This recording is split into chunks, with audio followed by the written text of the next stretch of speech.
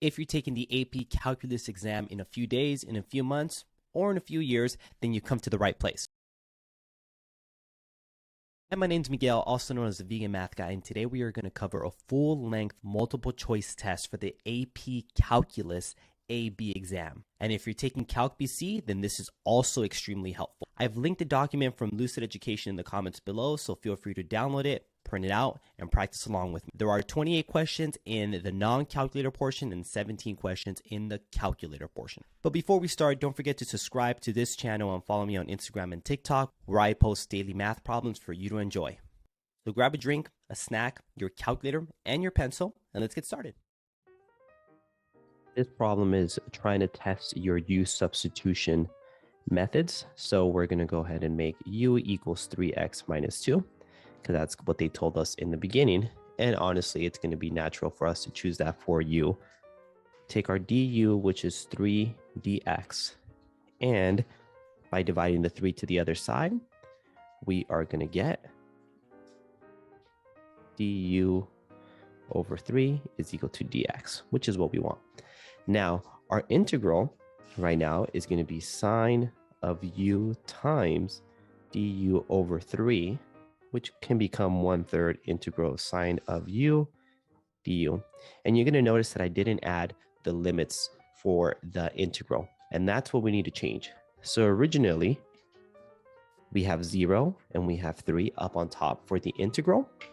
So we got to change that so that they are in terms of u. So if x is equal to 0, u is going to equal to 3 times 0 minus 2, which will make this negative 2. And then for the 3, this is going to be u is equal to 3 times 3 minus 2, and that's going to be 7. So going back to our integral down below, it is going to be 1/3 integral from negative 2 to 7 of sine of u du. And that's going to be option C. All right, let's go ahead and go to the next problem. It's actually a very simple one. All they're asking you to do is take the derivative. So we're going to go ahead and apply the chain rule to this. So I'm going to go ahead and bring the 2 out in the front. So dy over dx is equal to 2 times x to the 4th plus 2. Now the power is going to be 1. And because we're doing chain rule, we're going to go ahead and apply and multiply by 4x cubed, the derivative on the inside. And in this case, I can go ahead and just multiply the 2 and the 4x cubed that we have on the sides, and this becomes 8x cubed times x to the 4th plus 2. And that's going to be option A.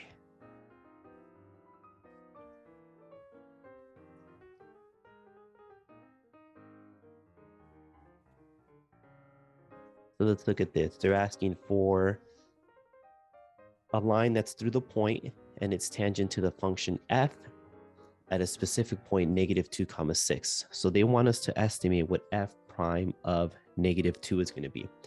We're not given any function. We're not given any information as to what the derivative actually is, but we are given those 2 points, 2, -2 and -2, 6. So the best way to estimate this derivative is to just take the slope between the 2 points. So this is a typical problem that they give you where they don't give you a function, they give you the 2 points. Just go ahead and find the slope between the 2 values that they present to us, and that's going to be 6 minus -2 over -2 minus 2. Let's go ahead and simplify this. 6 plus 2 over -4. It's going to be 8 over -4 and -2. And that is option B.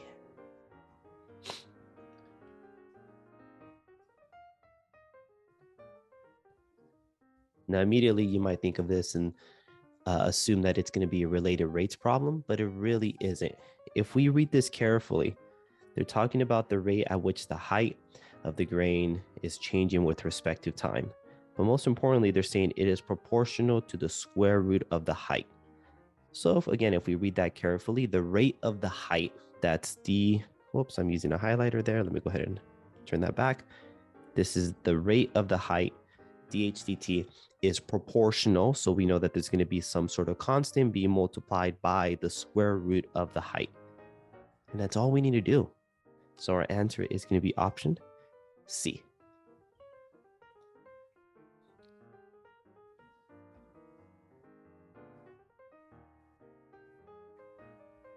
This next problem gives you the original function, and we want to find when it is concave up. Now, concavity is when the second derivative. So we need to figure out when the second derivative, f double prime of x, is going to be greater than 0. So this one takes a little more time. So hopefully, if you're taking during the test, we can already, really skim through the first 4 problems really easy. I feel like that will be pretty simple. And this is where we take our time to take the derivative and apply the product rule. So we have 1 times e to the 2x plus x e to the 2x times 2. Now let's go ahead and just simplify that so it can look a little nicer. E to the 2x plus 2x e to the 2x. This is still my first derivative, so I got to make sure that I take the second derivative. And the first one's going to be 2 e to the 2x plus 2 e to the 2x plus 2x e to the 2x times 2. I had to apply the product rule for that second term there. All right. Hopefully you can see that I can combine the 2 and the 2's e to the 2x's, make that 4 e to the 2x plus 4x e to the 2x.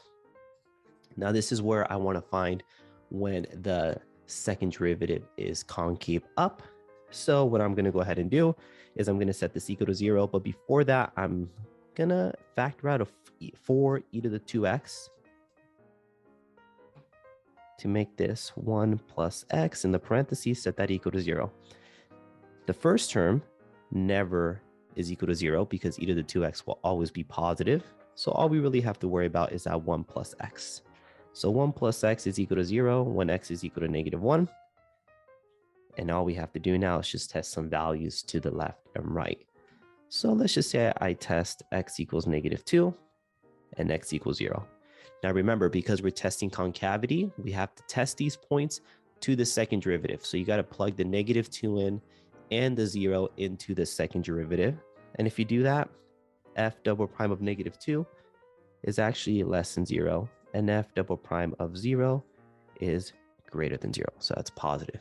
So because we're asking when is it concave upward, that's going to be on the interval to the right of -1.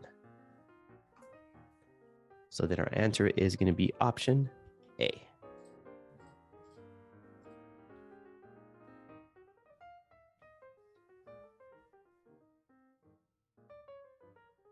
So at which point of x is the function continuous but not differentiable?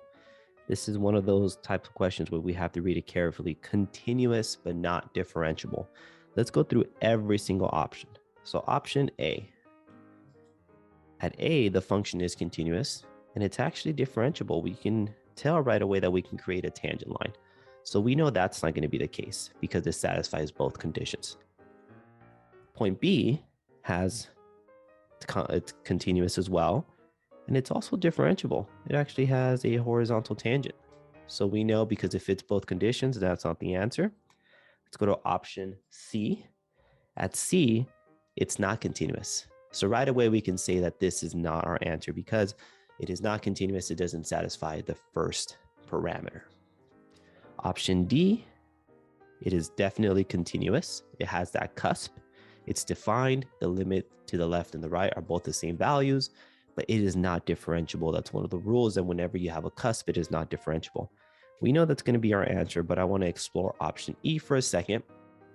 Option E, it is not continuous because there's a hole and it's not differentiable. So that wouldn't be an option either.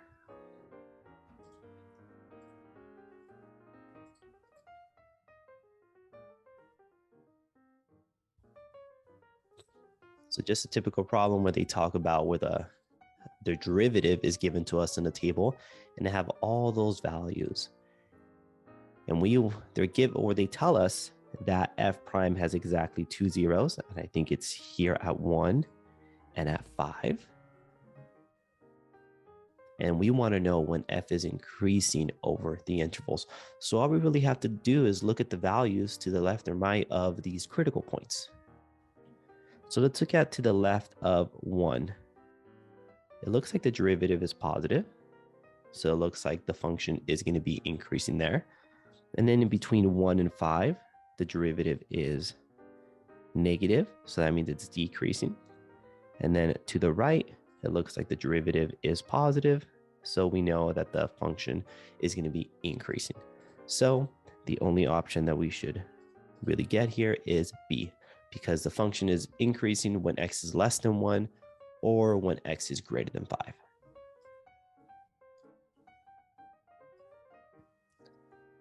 Pretty simple problem here where they want us to take the derivative. We're just going to go ahead and apply the product rule. So the derivative is going to equal to 3x squared sine of 3x plus x cubed. Now we have to apply the chain rule for the sine. That's going to be cosine of 3x times 3.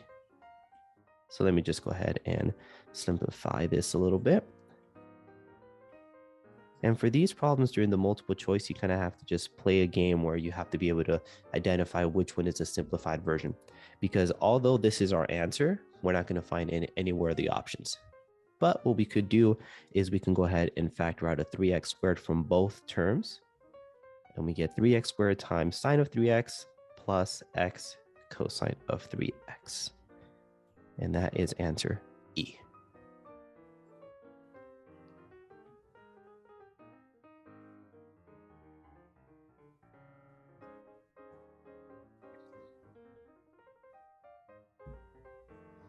So here they tell us that the graph has a slope equal to 4x minus 4.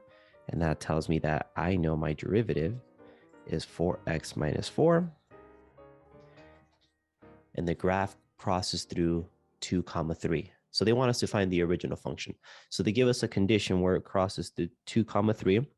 Because we're given the actual function, we can go ahead and take the integral of 4x minus 4 and just use power rule. This becomes 2x squared minus 4x plus c is equal to the original function.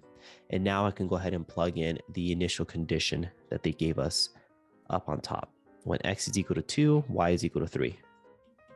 So this is 2 times 2 squared minus 4 times 2 plus c, which we don't know what it is equal to 3. So let's go ahead and simplify this. 8 minus 8 plus c is equal to 3. And that tells us that c is equal to 3. So our original function, or f of x, is going to be 2x squared minus 4x plus 3. And that is option D.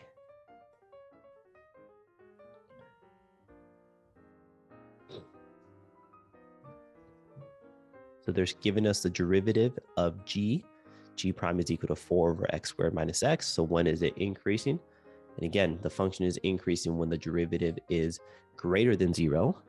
So the first thing that we should do is we should set our derivative, which is given to us, equal to 0, and solve for the value of x here. And the way I'm going to do this is I'm going to get common denominators, and I'm going to turn the second term, the x, into x cubed over x squared, because I wanted to get common denominators of x squared. Now, if I simplify this, I have 4 minus x cubed over x squared. And now I can just worry about the top, make it equal to 0, and I get negative x cubed is equal to negative 4.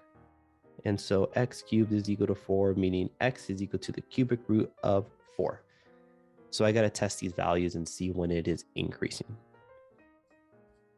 So I have root, the third root of 4. 0 is not defined, so I got to just make sure that I add the 0 there. 0 is a critical point, but 0 does not make the derivative equal to 0, but I still have to include it because it is undefined at that point. So I'm just going to go ahead and test some points to the left and the right of cubic root of 4. X is equal to 1. Let's go ahead and do x is equal to 2. And if I plug these in, I'm going to get that my derivative is greater than 0 at 1, and my derivative is actually less than 0 at 1. Oops. less than 0 at 2. And now we can say that the function is increasing from negative infinity to cubic root of 4. Now I know that this was a tricky one because 0 is not supposed to be included, but that was the only option in the multiple choice. So typically what I would say is that the function is increasing from negative infinity to 0 and then 0 to cubic root of 4, but that wasn't an option on here. So the only thing that we can really choose is option A.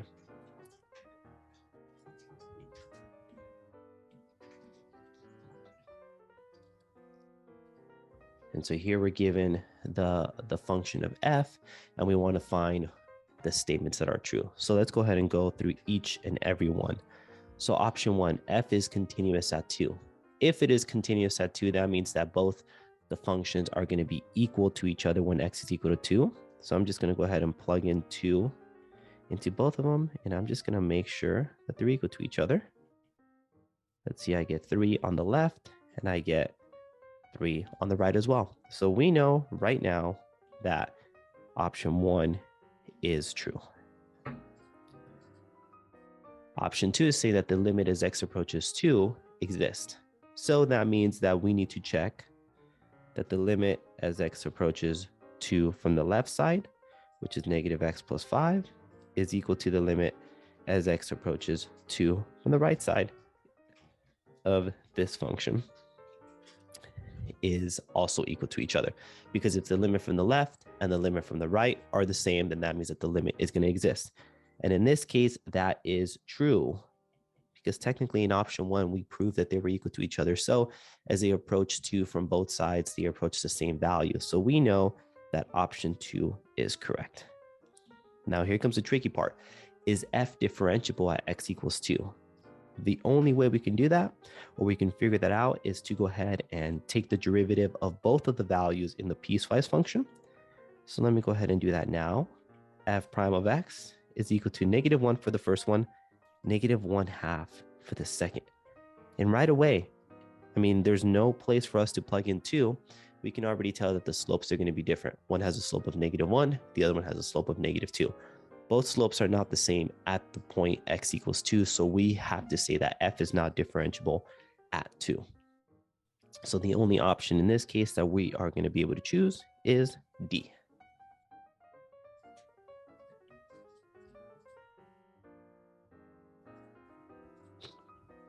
Actually, I would say a simple integration problem here. A lot of people can probably already use U-substitution in their head here, but I'm just going to go ahead and show all the work. I'm going to make u equal to -3x, du is equal to -3 dx. I'm going to go ahead and divide the -3 to the other side and get that du over -3 is equal to dx. Now, I'm going to go ahead and write my new integral, which is going to be -1/3 integral of e to the u du. And I'm just going to go ahead and change my parameters now. I cannot choose 0 and 2. This is basically like the problem that we had in the very beginning. We can't include that. So we have to make sure we account for it in terms of u. So when x is equal to 0, that means that u is equal to -3 times 0, which is also 0. And when x is equal to 2, u is equal to -3 times 2, which is -6. So on top, for the new integral that I had, I can go ahead and write 0 and -6 for my parameters. So that's -1/3 e to the 0 integral from 0 to -6 of e to the u du. And now I can go ahead and integrate -1/3. The integral of e is just e from 0 to -6. So I have -1/3 of e to the -6 minus e to the 0. So let's simplify this a bit. I still have the -1/3 on the outside. E to the -6 is just e to the -6. I really can't do much about it. E to the 0 is 1, so I'm going to have -1. And if I distribute the -1/3 to everything, I get -1/3 e to the -6 plus 1/3. Now, this is the correct answer, but none of these look the options like any of the options that we have. So we're just going to have to switch it up a little bit. Because they both have a common denominator of 3, we're going to be able to say that this is negative e to the negative 6 plus 1 over 3.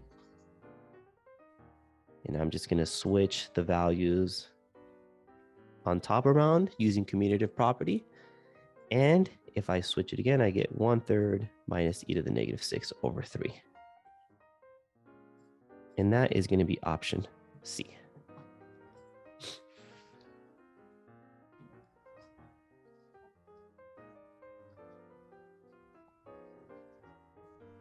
So the graph that's given to us is the second derivative, and they're telling us that the second derivative looks somewhat like that function right there. Now, where does it have a point of inflection? This is tricky, and all they're trying to test you is to understand that a point of inflection is only a point of inflection if the concavity changes from positive to negative or negative to positive. Let me show you what I mean. We already know that at A and at D, the second derivative is equal to 0.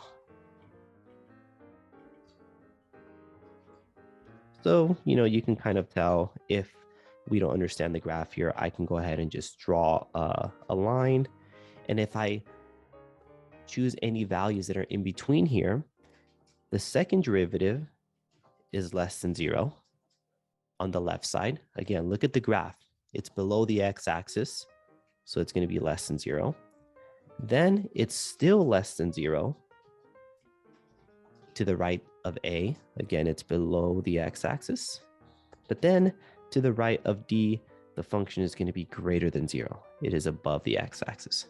So because a point of inflection is only defined, or we can only call it a point of inflection when it changes concavity, the real point of inflection is going to be D. A lot of people will say that it would be A and D, but that's not going to be the case. We have to be very careful with this particular problem. So in this case, our option is going to be E.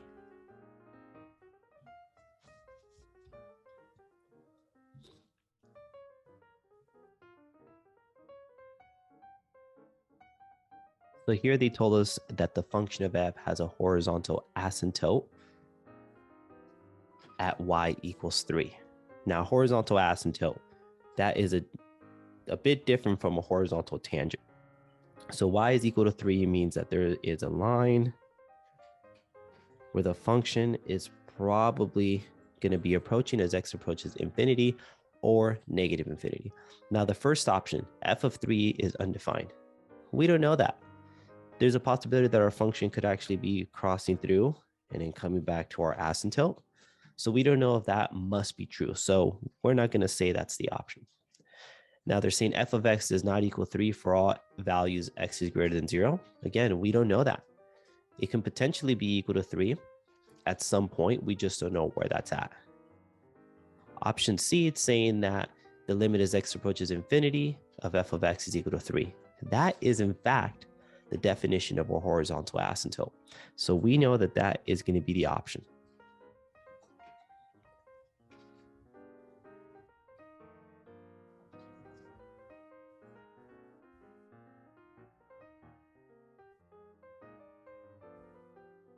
So here we have the graph of the derivative, and they told us that f of 3 is equal to 3, and we need to find f of 1.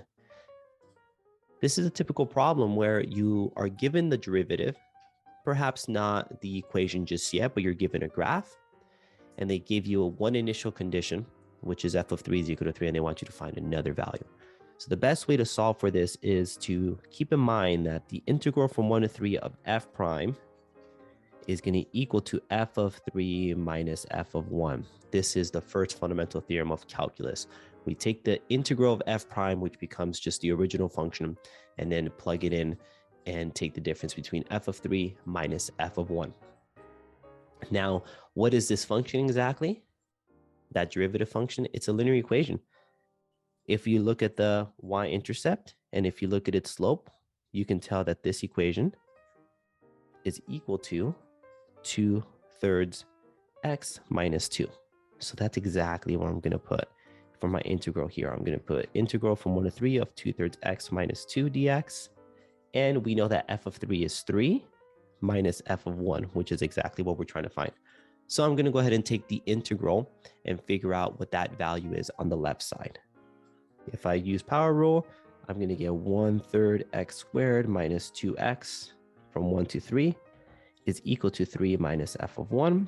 Now let's go ahead and plug in the 3 in here. I get 1/3 times 9 minus 6 minus, and I have to plug in the 1, which is 1/3 minus 2.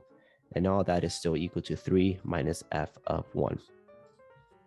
Now, if I simplify this, the first parentheses is -3 minus -5/3 equals 3 minus f of 1. And this becomes -3 plus 5/3 is equal to 3 minus f of 1. Let me go ahead and move this further on the left so I can have some space. So this can become -4/3 is equal to 3 minus f of 1. Now, how did I get -4/3? I just found common denominators, made the -3 as -9/3, and then added that to the 5/3. And now, as my final step, or close to my final step, I'm going to go ahead and subtract the 3 to the other side. And that's going to give me -13/3 is equal to -f of 1, meaning that f of 1 is equal to 13/3. This problem is not that difficult. I would say that the most confusing part is dealing with the fractions here. It's a non-calculator portion in this case, so we just have to make sure that we utilize our common denominators and hope that we don't make any mistakes, but I know you won't.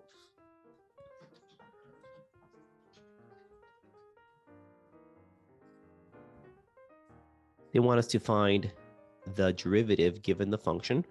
So all we're really going to do is go ahead and apply the quotient rule. So low d high, which is 3, minus high d low over low low, which is the bottom square. Let's go ahead and distribute the 3 to the 4x and the 3, which becomes 12x plus 9. And then I'm going to go ahead and distribute the 4, which becomes minus 12x plus 16 all over 4x plus 3 squared.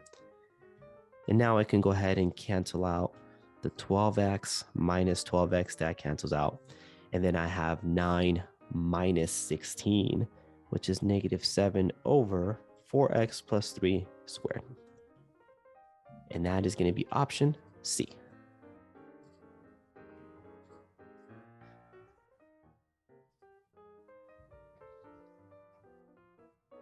You should definitely be able to see a problem like this on the AP exam. And it's just implementing the second fundamental theorem of calculus. Let's just keep it simple. Let's go ahead and plug in the x cubed in for the t. This is going to become cosine of x cubed squared. And remember, because we had an x cubed, we have to make sure that we multiply this by the derivative of that x cubed, because this is essentially a chain rule problem. So now we have cosine of x to the 6th times 3x squared, which is going to be option D.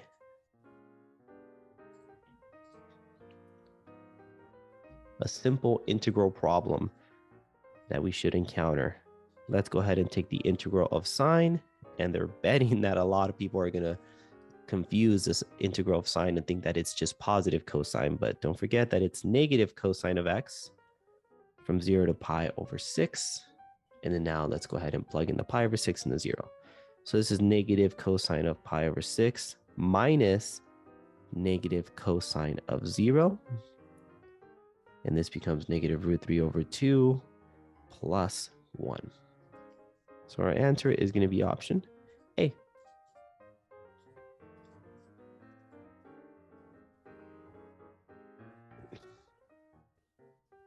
So they give you the original function and they want the equation of the line tangent to the graph at x equals 2. I mean, this is your typical problem that you see in the beginning of calc class, where we have to use the slope intercept or the point slope form for the linear equation. So we need to find the value of m, we need to find our x1 and our y1. Now we know that x1 is equal to 2, and our y1 is the y value defined at x equals 2. So that's going to be f of 2. Let's go ahead and plug that in. So that's 2 cubed minus 3 times 2 plus 5. And that becomes 8 minus 6 plus 5, and that's 7. Okay.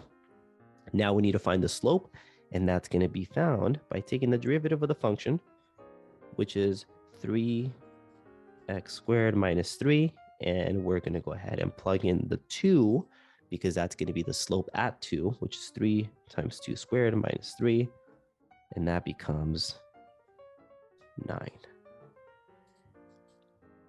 And so now we have our equation, y minus 7 equals 9 times x minus 2. Typically, this is the way that we could leave our answer, but it looks like they have all the answers in slope-intercept form. So I'm going to go ahead and distribute the 9 to both the x and the minus 2, and that gets 9x minus 18, and then add the 7 to the other side to get 9x minus 11. And that's going to be option C.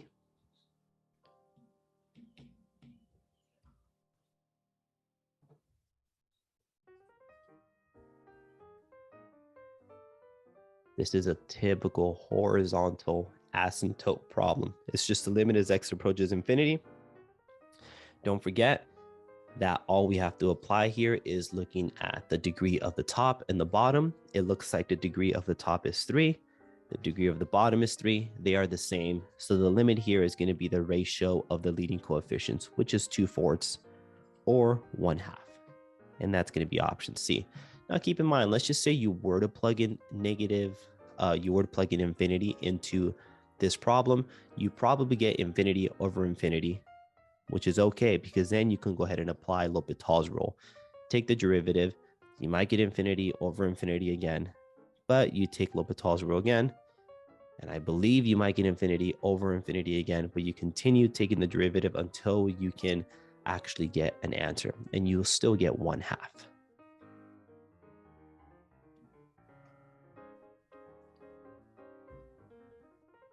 So they give you the position of a specific particle, and they want to know when the particle is at rest. Now, a particle is at rest when the derivative is equal to 0, aka the velocity.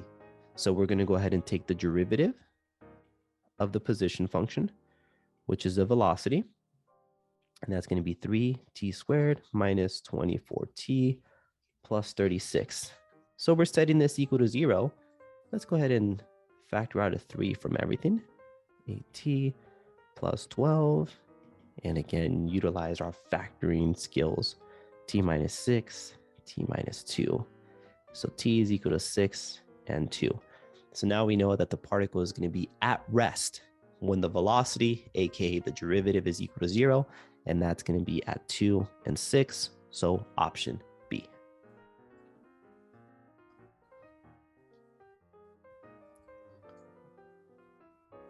So here they're giving us the graph of f prime, and they want us to find some statements about this particular function.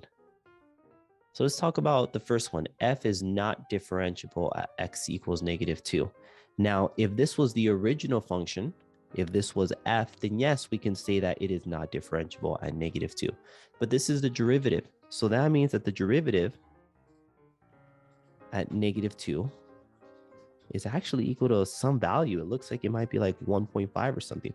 It exists. So we know that's not going to be true. Let's look at option B. F has a local minimum at x equals -1. Now, at -1, yes, the derivative is equal to 0. But to the left, it's positive, and to the right of it, it's negative. So that means that the function is increasing, and then it's decreasing. So that's actually going to be a maximum. So B cannot be correct. Option C, f is increasing from 1 to 3. Now, the function, the derivative is technically increasing, but that means that its concavity is going to be positive. Now, the function is not increasing because at the bottom, between -1 and 3, the derivative is actually less than 0. So that means that the original function is going to be decreasing. So we know the option C is not correct. And then we get to option D, the function is increasing from -3 to -1. Let me just erase some things here. And that is going to be true because from -3 to -1, the derivative is greater than 0. So that means that the function is increasing. So that is going to be the correct answer. But let's go ahead and entertain this and go to option E. F is decreasing from -2 to 1. Now, technically, this function is decreasing, but that means the derivative is decreasing. So that means that it's going to be concave downward. So the function isn't decreasing because the derivative is decreasing. So that's one of the things that you have to be very careful with, is that when they give you the derivative graph, you have to make sure that you interpret that correctly. So option E is also not correct.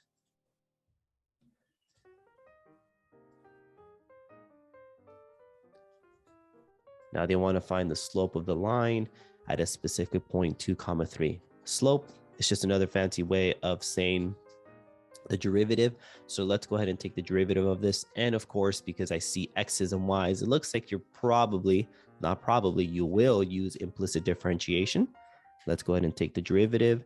The first one I'm going to go ahead and apply product rule. 4xy plus 2x squared dy dx minus 0 equals 2y dy dx plus 6x. Okay.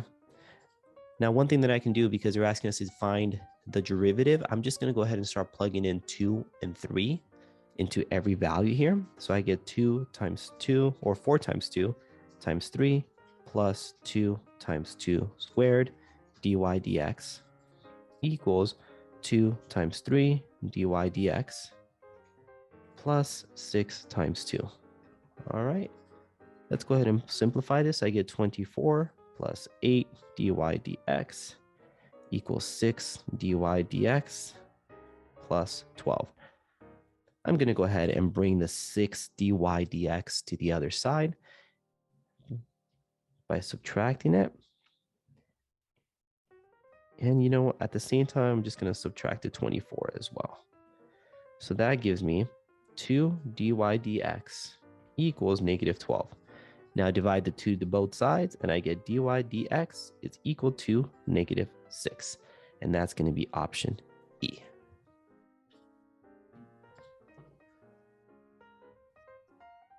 A simple integral problem where they're going to require you to use U-substitution. So U is equal to x squared, not x squared, x to the 4th.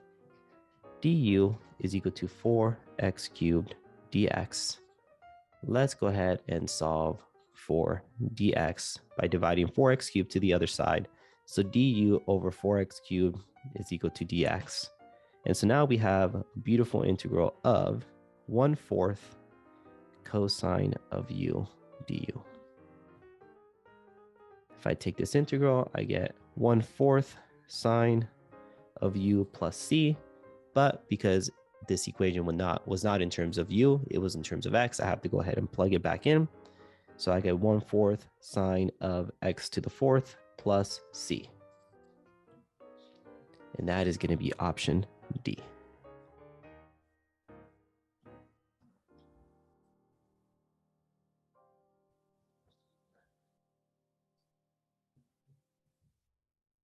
I was hoping we'd see a problem like this. They give you the original function, and then they say that g of x is the inverse. Immediately when they're talking about the inverse and they want us to find the derivative, got to keep in mind that the derivative of the inverse function is going to be 1 over f prime of the inverse function evaluated at that point. So if we're trying to find f prime of 4, this is going to be 1 over f prime of g of 4. Luckily for us, they give us g of 4 up on top, which is 2. So we have 1 over f prime of 2. And so all we have to do now is find what f prime of 2 is going to be. So let me just go ahead and do that now. I'm going to take the derivative, which is 3x squared minus 2, and evaluate that at 2. So 3 times 2 squared minus 2 And that becomes 3 times 4 minus 2, which becomes 10. And now if I go ahead and plug that in to my original derivative, I get g prime of 4 is equal to 1 over 10. And that is going to be option A.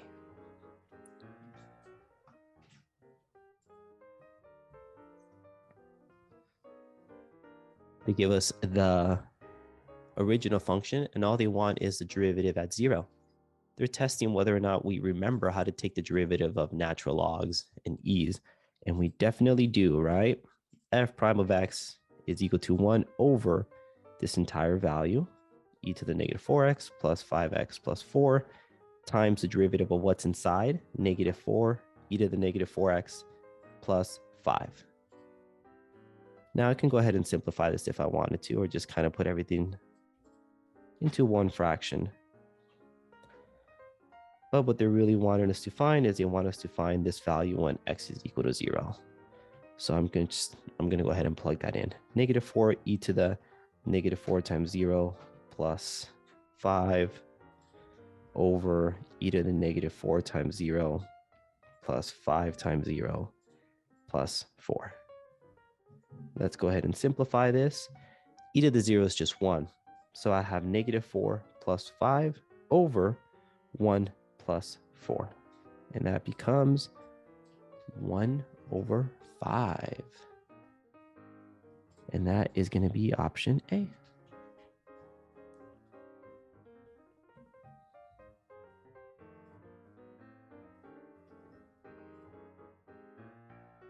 All right. They don't give us the specific function, but they tell us that it's twice differentiable. F prime of x is greater than 0. F double prime of x is less than 0. So let's think about what that means. If the first derivative is greater than 0, that means that the function is increasing. And then if the second derivative is less than 0, that means that it is concave down. So let's keep that in mind as we try to solve these problems. Now they tell us that f of 2 is 5, f of 3 is 9. So they want to find a possible value for f of 4. So just think about what's going on here. If I were to graph this, I'm going to give you a very amateur graph. 4, 5, 6, 7, 8, 9. Okay, so 2, 5 is somewhere here. And then f of 3 is up here. Now we know that the function is increasing. So f of 4 is obviously going to be bigger than 9. We know that the function is going to go this way. Okay, so f of 4 has to be greater than 9. So automatically we have to say that A and B is not going to be an option. So we're left with 12, 13, and 17. Now, this is why they give us those clues that the function is increasing, which we kind of used to eliminate 7 and 9 because we know that it's going upward. But the fact that it's concave down, that means that the rate of change that this value is moving, it's still going to be decreasing. So if f of 2 is 5 and f of 3 is 9, that means that it is increasing by 4 units. So we have to make sure that the next value for f of 4 is not larger. The distance between 9 and that value is not larger than 4, because then that will mean that the function is concave up. Now, f of 12 or 12 is probably going to be the best option, because if we have 12 up here, that means that it's increasing from 9 to 3, or 9 to 12, which is 3 units, which is great. And again, so that means that it's increasing, or the rate at which it is increasing is a lot slower. So it's going from 4 units upward, then 3 units upward. If we chose 13, it will be going up by 4 units, and then we'll be going up by 4 units again. That's a constant change. So we don't want that. So we know option D is not going to be correct. And if we did 17, it's going up by 4 units initially, and then it's going up by 6 units. So it is changing even faster. So that means that will make it concave upward. So the best option here is going to be 12. And this I know is tricky. This is where they're going to really differentiate the people that get a score of a 5 or a 4. Now, if you missed this, don't worry about it. Just move forward. I wouldn't stress too much about it. But This is what they mean when the function's increasing, and most importantly, when the second derivative is less than 0, meaning it's concave downward, meaning the rate of change, it has to be a lot slower. It's still increasing because the rate of change is going upward, but it is changing at a slower rate.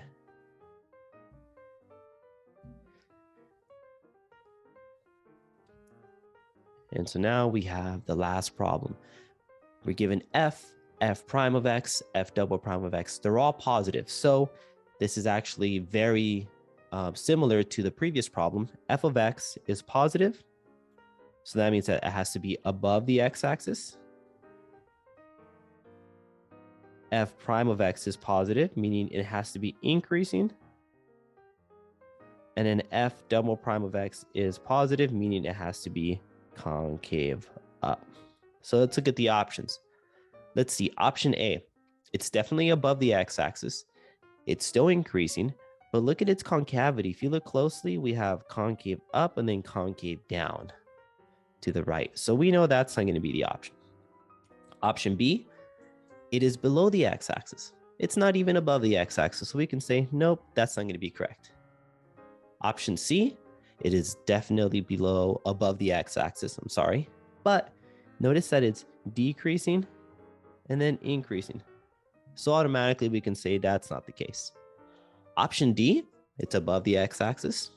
It's definitely all increasing. And then it's concave up. So we know that's going to be the answer. But again, just to entertain why option E is not correct, it's still above the x-axis, but it's decreasing. It is concave upward, but it doesn't satisfy the first derivative part. So option D is going to be the correct answer. Now we're getting to the calculator portion.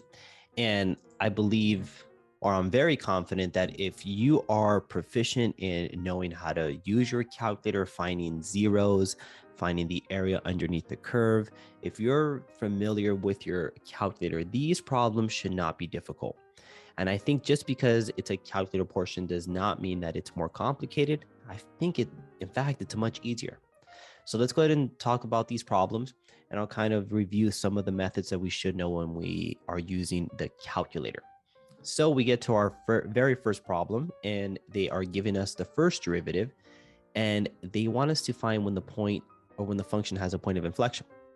That's when the second derivative, not only is it equal to 0, but it changes concavity. So I'm going to go ahead and take the derivative by applying quotient rule. And I'm going to get e to the 2x times 2 minus 2x minus 2x minus x squared times e to the, times 2 e to the 2x all over e to the 2x squared. Squared. Making a lot of mistakes in the very beginning, but got to take my time with it. Okay, I can go ahead and simplify this if I wanted to. Let's just go ahead and do that. E to the 2x minus 2x e to the 2x. This is the tricky part. This is going to become minus 4x e to the 2x plus 2x squared e to the 2x all over e to the 2x squared.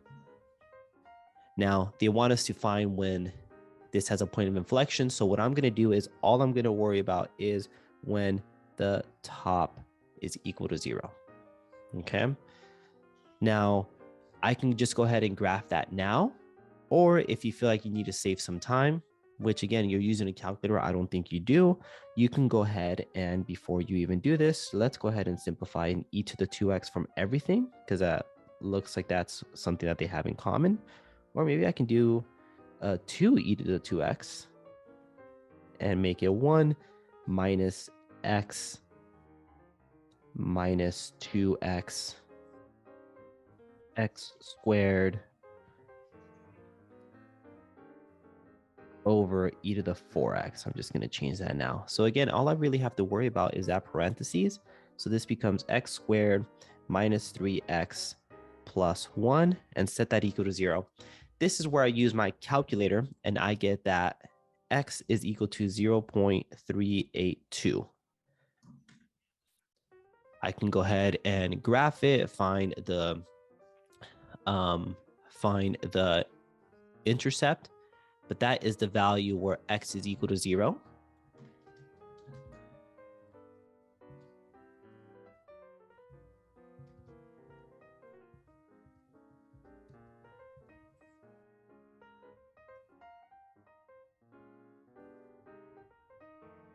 And of course, if you wanted to test those points, because I believe there are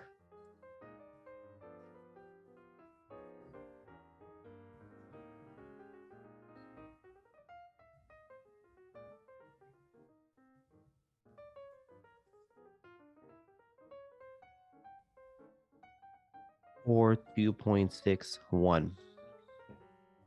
So we can go ahead and test these points at 0.382 and 2.61. Now, we are going to find that both of these points is where they change concavity, but the only option that I see on the list is going to be option B.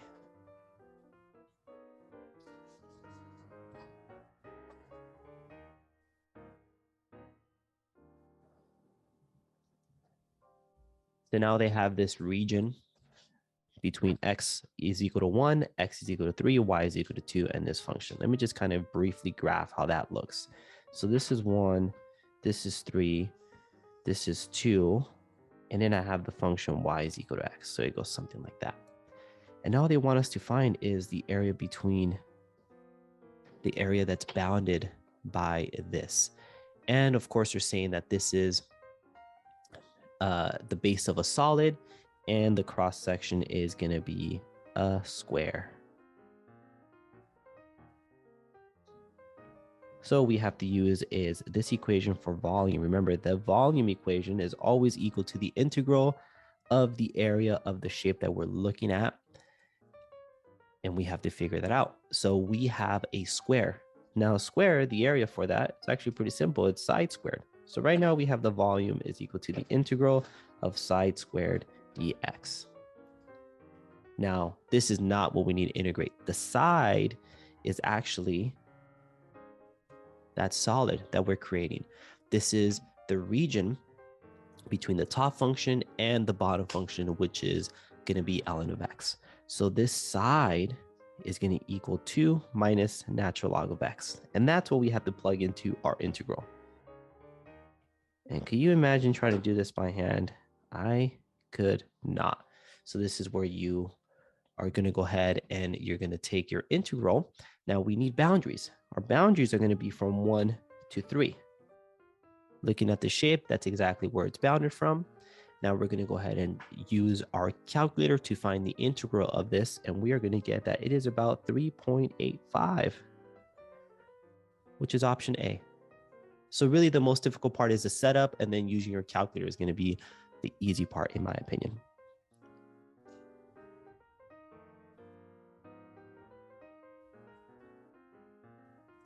So they tell us that f of 3 is equal to 6, as f prime of 3 is equal to 4, and then they give us this function g. So they want the equation of the line tangent to the function at 3. So again, we need to use y minus y1 is equal to m times x minus x1. I believe we did a problem very similar to this in the non-calculator portion. Now, x1 is equal to 3, y1 is equal to g of 3, which is equal to f of 3 over 3. And if we plug that in, or if we use what's given to us, that's 6 over 3, which is just 2. So now we know that y1 is equal to 2, and now we have to take the derivative. So we have to apply quotient rule and get x times f prime of x minus f of x times 1 all over x squared. Let's go ahead and plug in 3. So 3 times f prime of 3 minus f of 3 over 3 squared. If I simplify this, this is 3 times 4, because f prime of 3 was 4, minus 6 all over 9. This becomes 12 minus 6 over 9, or negative, I'm sorry, not negative, just 2/3. And so now we have our slope at this point. We have our two values. x is equal to 3, y is equal to 2. So down below, I'm just going to say that our equation is y minus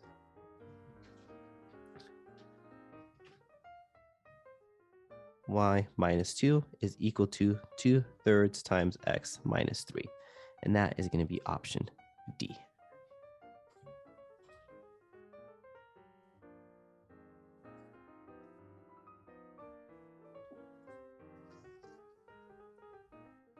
So here they give us this weird equation, but really this looks like it's the average value of the integral between 1 and 3 of the function between 1 and 3, and that's equal to 2. So if we sort of simplify this, we get 1 over 2 integral from 1 to 3 of f of x dx is equal to 2. And if we multiply the 2 to the other side, we're going to get 1/3 f of x dx is equal to 4. So now we know that the area between the two curves, or the area between the curve underneath the function of f, is going to equal to 4. So we got to figure out which one's going to give us an area of 4. Now, if you look at option A, it looks like we have a rectangle with a triangle there. If we take the area of the rectangle on the bottom, that's a 2. And then the triangle here is 1/2 base 2 times 2, which is also equal to 2. So that's an area of 4. That's going to be the correct answer. Everything else, if you try to take the area of these things, especially C, we really don't know how to take the area of that unless we had the function. Same thing for option D. And in option E and option B do not give you an area of 4. So the correct option, or the correct answer, is going to be A.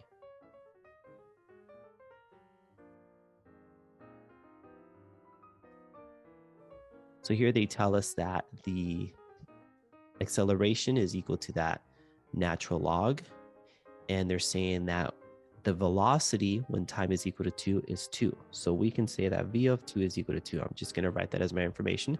And they want us to find the velocity at 3. This is a similar problem that we did in the non-calculator portion, where they give us something about the original function or the integral, and then they want us to find another scenario for the integral, in this case, the velocity. So this is where we can use this idea that the integral from 2 to 3 of the acceleration is equal to the velocity of 3 minus the velocity at 2. Now we know the equation for the acceleration, so that's natural log v to the t plus 2 dt is equal to, now v of 3 we don't know, but we know the velocity at 2 is equal to 2. I'm going to go ahead and use my calculator to find the area for the left side, and that's about 2.87, and that's equal to velocity of 3 minus 2. I'm going to go ahead and add the 2 to the other side, and I get that 4.87 is equal to my velocity of 3. Okay, the only option that's very close to what I found was D.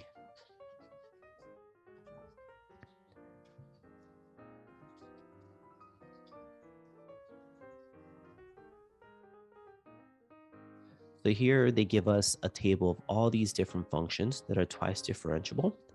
And again, I feel like we saw a problem very similar to this. They're talking about the functions have a negative first derivative. So I'm just going to mention that f prime of x has to be negative, and then a positive second derivative. So that means that the function needs to be decreasing. So we got to look for the y values, and we need to make sure they're decreasing. And because the second derivative is greater than 0, that means that the functions, although they are decreasing, they're still sort of changing at a positive rate. So let's go ahead and look at option A. It looks like it's just decreasing at a constant rate. So we know right away, because it is decreasing at a constant rate, or it's just decreasing in general, that's going to be an option. We're not going to erase that yet. Then we go to option B. It looks like it's decreasing. As you can tell, it goes from -2, then it goes from -3. So it looks like maybe that's another option. Let's go to option C. It's decreasing by 3, then by 2, then by 1. Okay, so still looking good. And then option D, this one's actually increasing. So that means that the first derivative is not going to be negative. So we know option D is no longer an answer. And then E, it looks like, again, it's going up by 2 units. So, or then by 1, even then we know that's not going to be an option. So we have option A, B, or C. And so now we're going to go ahead and explore the second derivative. The second derivative is greater than 0. So that means that the rate at which these values are changing should be some sort of positive value. Now, the way I look at this is for the first table, it's increasing by 2. So that means that its second difference, it's still not changing. So that's actually a second derivative of perhaps 0. So we know that option A is just not going to be correct. Let's go to the next one. It looks like it's decreasing by, the second difference is a negative value. So that means that its second derivative will be negative. So that's not going to be an option. We're left with the last one, but let's see why that's going to be correct. We go from -3 to -2. That's a sum of 1. And then we go from -2 to -1. That's also a sum of 1. So that means that the second derivative, that second difference, is positive. So that's going to be our correct answer, which is C.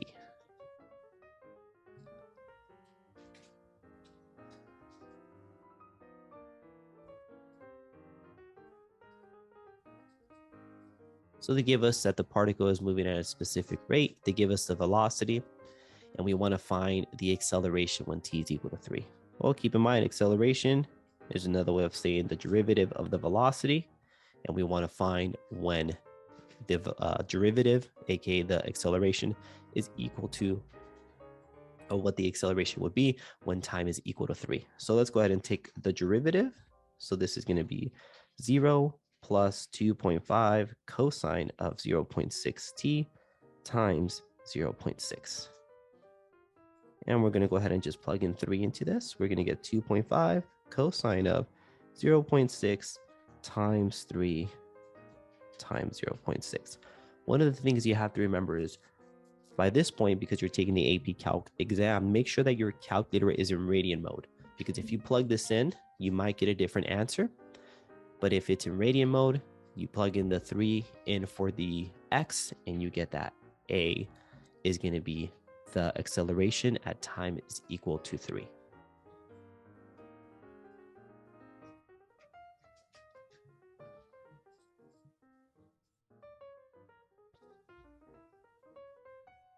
So they're mentioning that f of x is equal to this integral from 0 to x. And right away, you know, I see an integral from a specific value to x. I'm already thinking that maybe they're going to ask us to take the derivative of this integral because they want us to apply the second fundamental theorem of calculus. And that's exactly what they want us to do. On what interval is f decreasing? Meaning, when is f prime of x less than 0?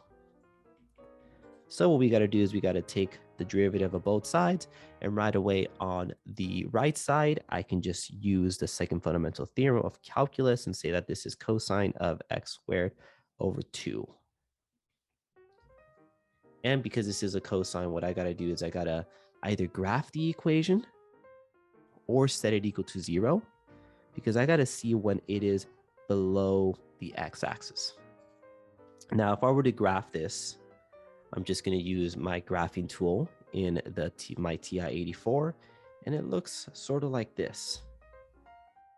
Now, there's 2 points where it touches the x-axis. It's at 1.772, and it's at 3.07.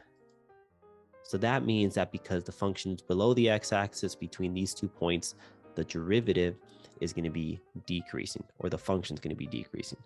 So that means that our best option is going to be C.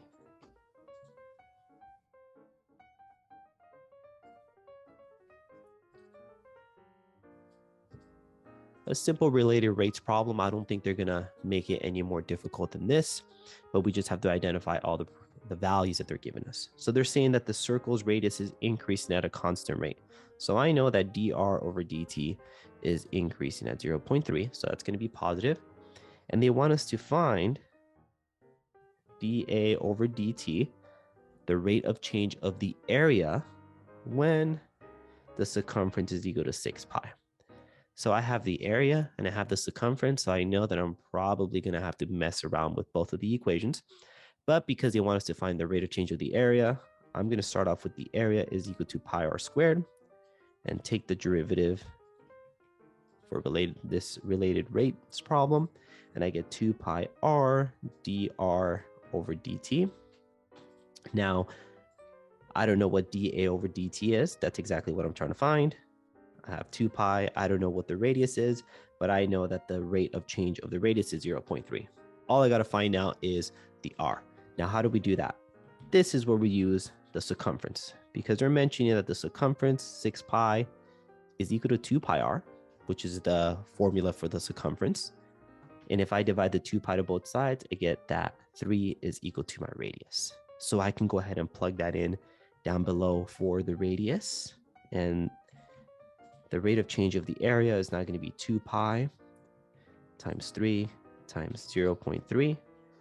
And if I multiply all that together, I get 1.8 pi meters squared per second. And that is going to be option C.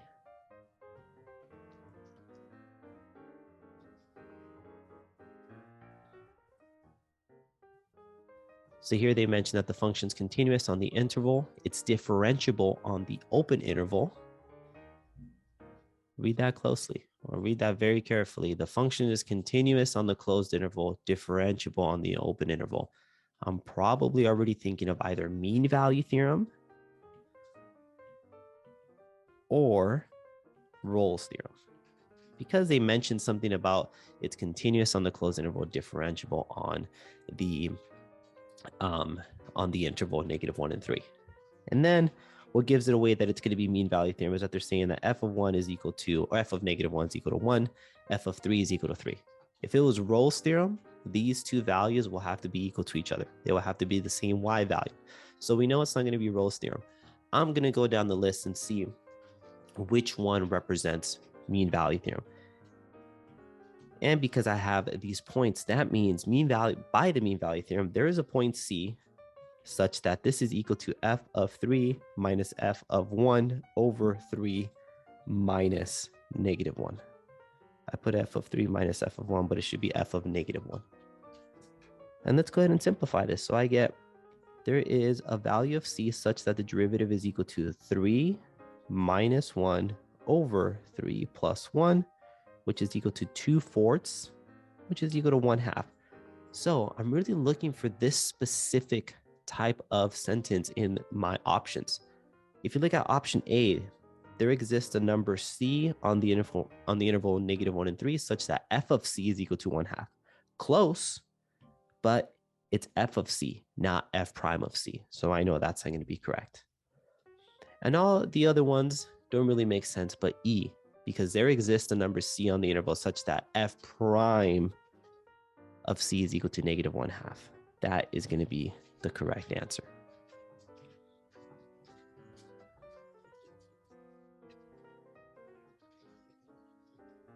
In these options, we're looking for when the limit as x approaches 3 exists. Now let's look at option 1. The limit definitely exists. The function's not continuous, but the limit does exist because the limit from the left and the limit from the right are both the same value. So we know that checks out. Option 2, the limit from the left, which is what we were just talking about, does not equal the limit from the right. So option 2 just doesn't work. Option 3, still not continuous, but the limit does exist. The limit from the left and the limit from the right is still existing there. So we know that that also checks out. So the option here, the correct answer would be E.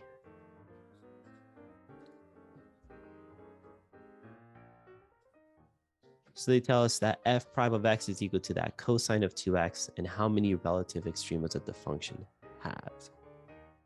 This one's very tricky. Now we need to find when this particular function, since it's already the derivative, is equal to 0. So we need to find when cosine of 2x is equal to 0. Luckily, they give us some parameters. It's just between pi over 2 and 2 pi.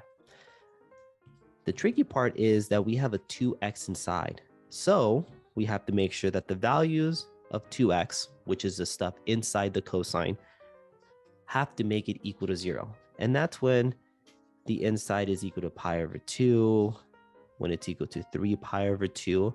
And a lot of people will think that we're done. This is our only answer. But we have to be very careful because every time we have a 2x, we're going to end up dividing these things by 2. So there's going to be multiple values. So I'm just going to continue moving forward. And I'm going to find that 5 pi over 2 is also an option. 7 pi over 2 is also an option. And maybe 9 pi over 2 is an option. So now if I divide the x to both sides, I get that. I get x is equal to pi over 4, 3 pi over 4, 5 pi over 4, 7 pi over 4, and 9 pi over 4. Okay. Now, if we look closely, they were talking about the interval from pi over 2 to 2 pi. So right away, we could eliminate some options down below. We know that pi over 4, although it is an extrema, it's not on the interval. And then 9 pi over 4 is already above the interval. So the only options here are 3 pi over 4, 5 pi over 4, and 7 pi over 4. They don't tell us whether or not they're going to be maximums or minimums. They don't want us to find that. All they care about is where do these have extremas? And it is going to be at these specific points, 3 pi over 4, 5 pi over 4, and 7 pi over 4. So how many extremas does this function have between the interval, pi over 2 and 2 pi? That's going to be 3.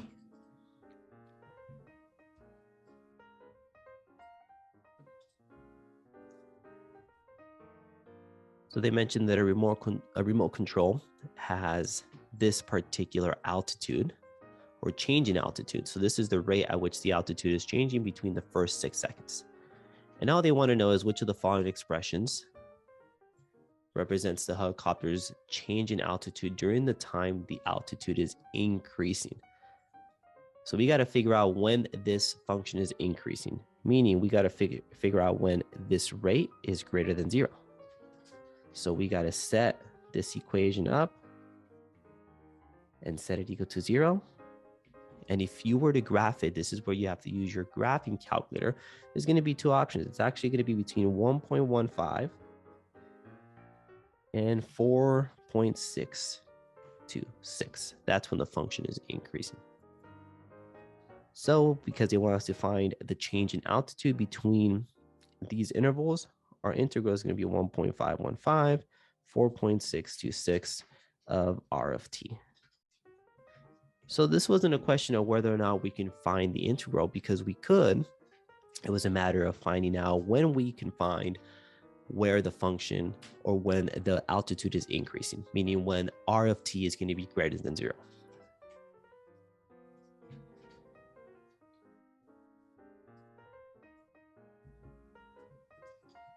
So here a potato is baked at temperature of 400 degrees Fahrenheit. Makes me kind of hungry.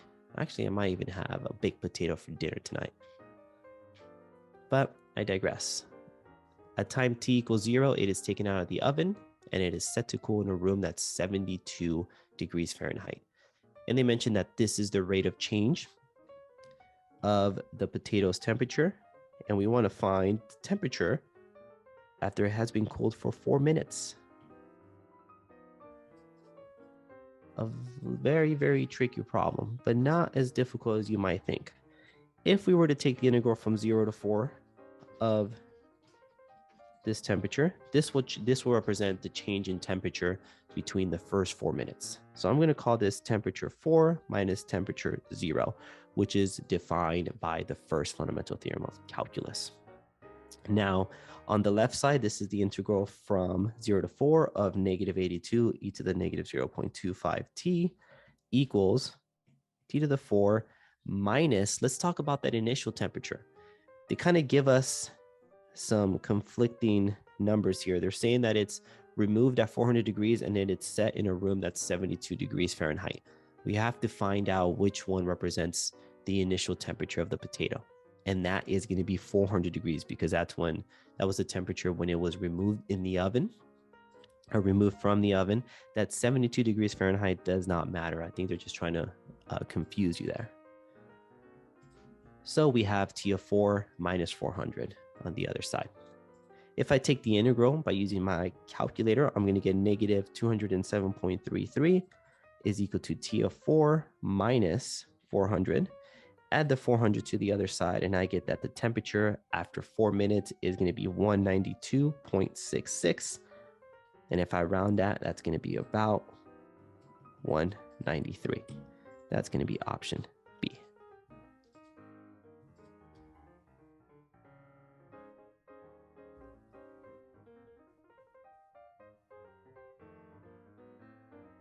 So they tell us that the integral from 0 to 5 is under approximated using the trapezoid rule and over approximated using the left Riemann sum. So what does that even mean? That means that if we were to take the trapezoid rule, the area will be a lot less. Not a lot less, but just less than the actual area. And if we took the area using left Riemann sums, then it'll be too much of an area than the actual area of the integral. So let's look at option A. If we were to use left Riemann sums, you can tell right away that the sum of these rectangles are going to be far less than the actual integral. So this is actually an under approximation, not an over. So we can say that's not the case. Let's look at option B. If we were to take left Riemann sums,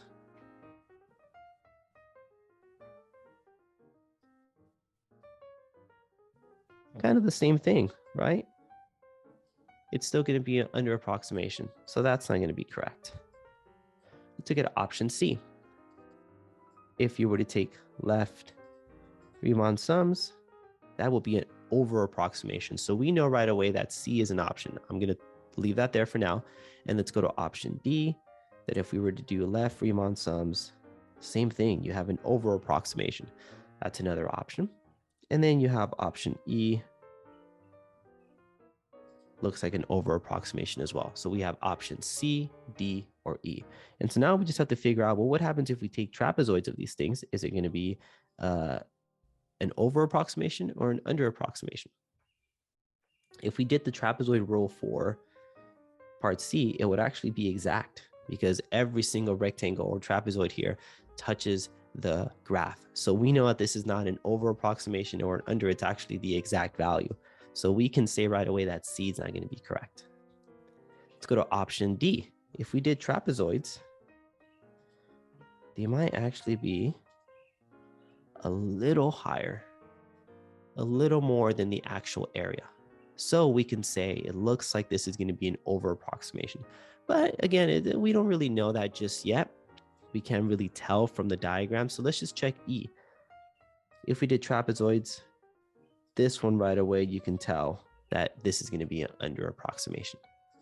And of course, because the function is decreasing, that makes your left Riemann sum an over approximation. And because it's concave downward, it makes your trapezoid an under approximation. So the best option is going to be E.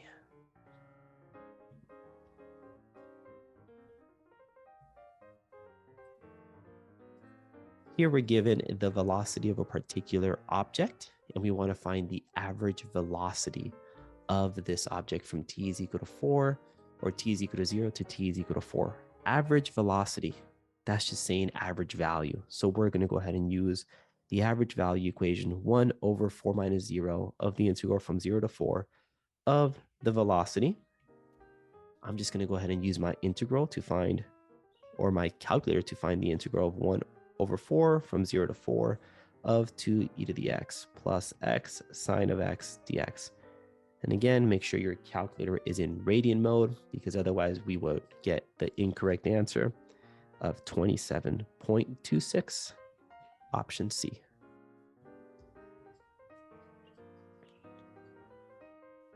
So here we're given the graph of a particular function, and we're given specific areas. And now they say that the areas are 1, 2, and 3. So area 1, or area of A is 1, area of B is 2, and area of C is 3.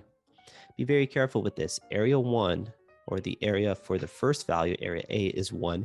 area of B is 2 and area of C is 3. That is correct, but if we were to take the area of the entire shape, we just have to keep in mind that B is a negative area because it's going to be below the x-axis.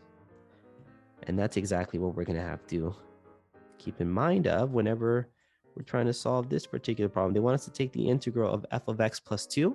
So I'm just going to separate it into two different integrals, negative 1 to 4 of f of x and negative 1 to 4 of 2 dx. Now the first one is just the sum of the areas a, b, and c, but keep in mind that b should be negative. So this is 1 minus 2 plus 3 plus, and now all we can really do is just take the integral of this basic function, which is 2. Take the integral of 2x, and we're going to apply the first fundamental theorem of calculus, and now we're going to get that this is going to be 2